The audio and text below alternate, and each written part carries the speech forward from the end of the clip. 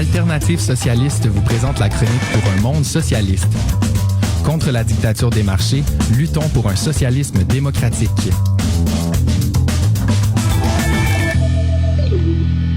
Et donc, Alexandre Pouliot-Roberge d'Alternative socialiste qui est avec moi au téléphone. Salut, Alexandre. Bonjour, Marjorie. Comment ça va? Ça va bien. Là, on va parler d'un sujet là, tout à fait réjouissant. Donc, oui, c'est ça, je l'ai déjà introduit, puis effectivement, c'est pas réjouissant, mais il faut quand même s'en préoccuper. On va parler de la gestion... J'ai des images. La gestion des corps après la mort, et je trouve ça, pas réjouissant, grave comme situation, mais on a vu notamment là que dans certains pays, c'est quand même des situations qui sont extrêmes, notamment à New York. Là, on a vu que il y avait des intentions, je sais pas si ça a été fait, là, j'ai pas suivi le dossier, mais d'enterrer des gens dans des parcs parce qu'on manquait de place sur une île en particulier. En Italie aussi, on a eu des problèmes pour disposer des corps. Bref, c'est de ce sujet-là dont tu veux nous parler ce matin. Oui, écoutez, le système de gestion des corps, c'est quelque chose souvent qui a l'air tout à fait d'un acquis, qui a l'air d'être normal. C'est quelque chose auquel on pense pas quotidiennement, une chance, là. Mm-hmm. Mais écoutez, historiquement, ça a été un problème, récurrent. Si vous parlez à Paris, à l'époque, le système, ce qu'on appelait le cimetière des Saints-Innocents, a été ouvert au 12e siècle. Puis imaginez-vous, c'était tellement sous-estimé ce problème-là qu'on enterrait les gens jusqu'en 1780 là.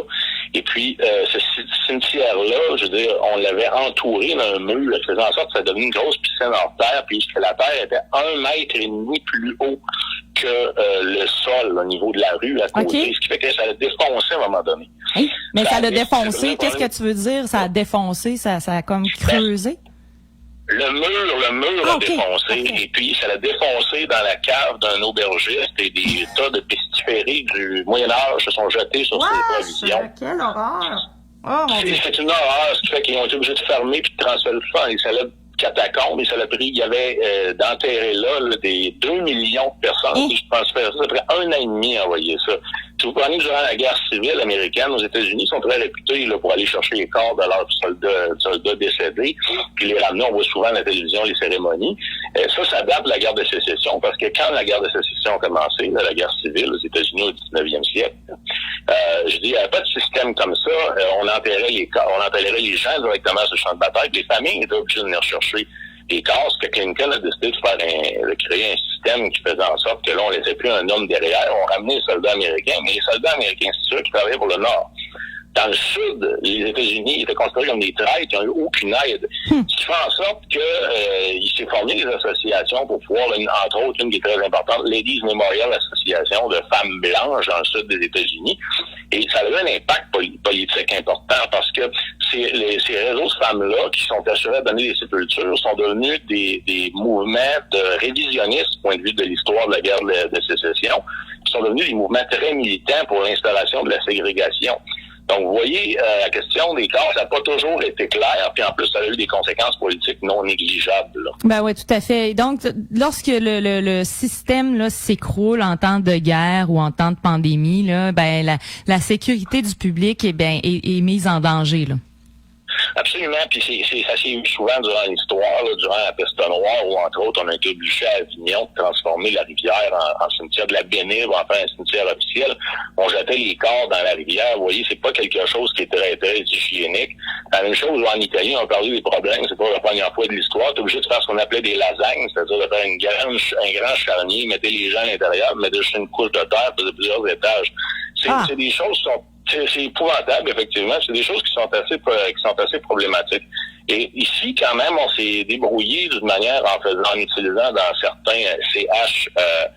je veux pas avoir l'air fou, là, mais CHLSD, non, pas LSD, mais... SLD, oui, merci. SLD, désolé, je fais tout le temps, je sais pas pourquoi je dis ça tout le temps.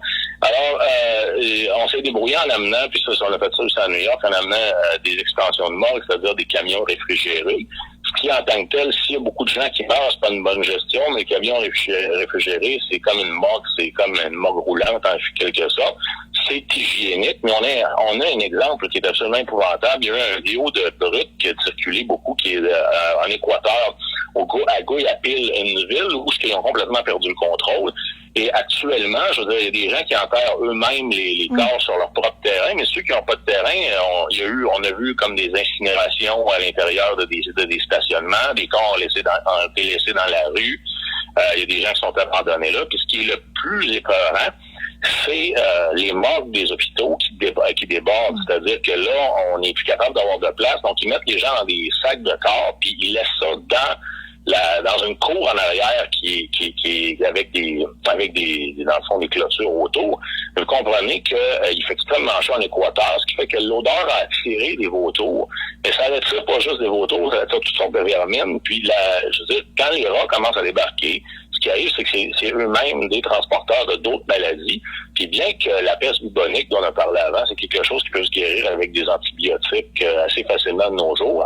Quand le système s'est déjà écroulé, on n'a pas besoin. C'est la dernière chose qu'on a besoin, c'est de voir la peste bubonique éclater un peu partout. Ouais, parce que là, ça fait juste empirer finalement la situation parce qu'il y a d'autres, maladies qui peuvent éclore. C'est vraiment pas une bonne affaire. Donc, l'attention, là, tu parlais de l'Équateur, là, l'attention qui est portée à la dépouille, à un corps après la mort, ça reste que c'est un privilège de classe, là, selon toi.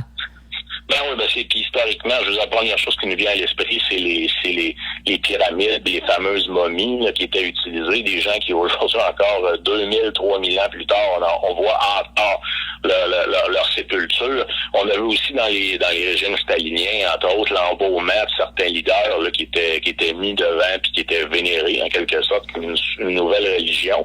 Mais je veux dire, la protection des corps, que ce soit de leur donner une sépulture spectaculaire ou même la sécurité du corps en tant que tel.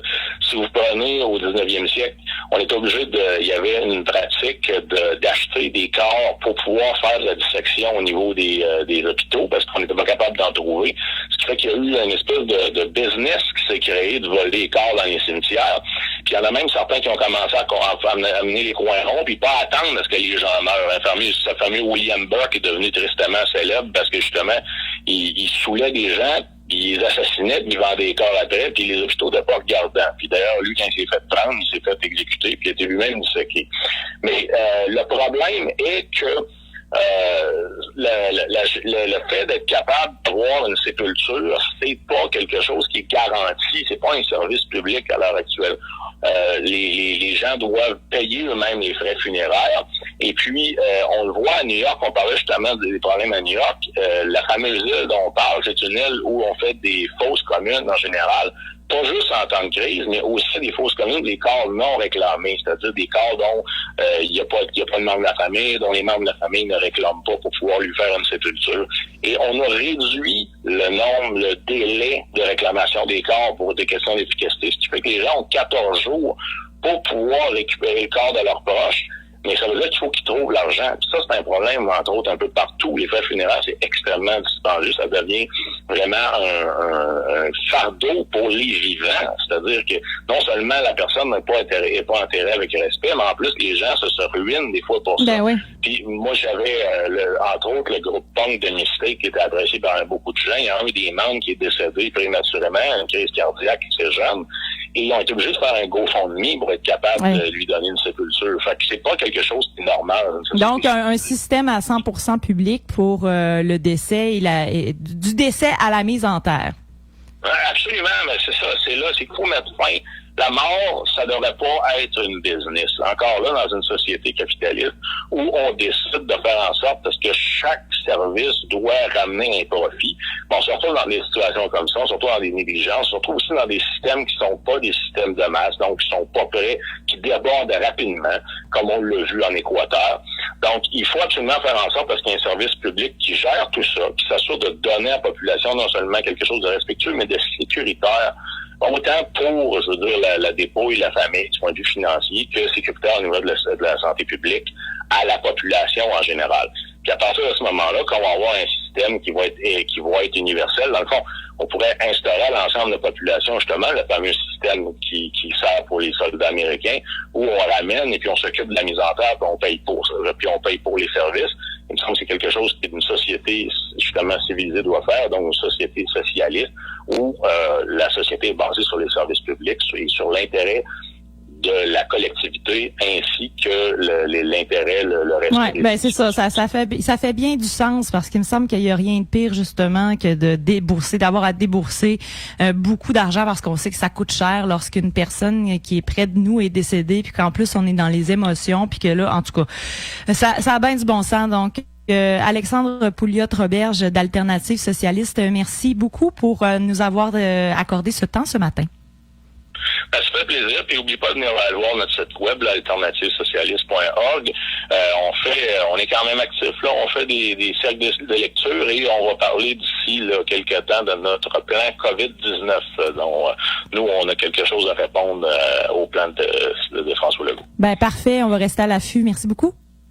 Ciao, ciao. Plaisir, au revoir. Bye. Alternative Socialiste vous présentez la chronique pour un monde socialiste. Contre la dictature des marchés, luttons pour un socialisme démocratique.